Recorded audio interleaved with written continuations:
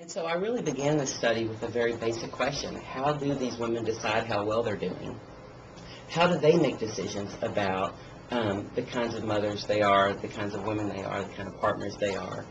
And that's, my family kept asking me why I went to Harvard for 5 years to ask women how they thought about their lives. But I think that theories are often dangerous. And so rather than starting with a theory, I wanted to really generate a theory.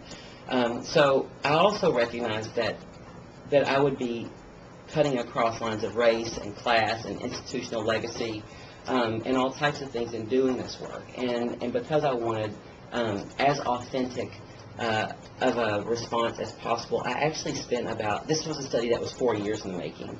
So I'm going to present the data that is from a moment in time, sort of the 17 interviews and the 90 sort of women who participated in the sort of the quantitative parts of the study. But I spent 4 years in the preschool, in the community, leading up to the actual study. And given the role that kids play in women's lives, the way that I entered into the community was as a counselor. So I worked as an early childhood mental health person at the school. And so I used that role to really build relationships with families. I built a relationship with kids. Kids would say, we like Travis. Parents would say, who is this Travis? I would use it with the parents. And then we would become allies. And more often than not, the relationships were really built through sort of shared struggle.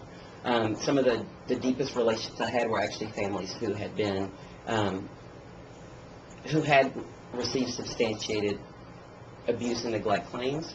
But rather than sort of getting them in trouble and having the kids taken away, I would work with the families to report on themselves.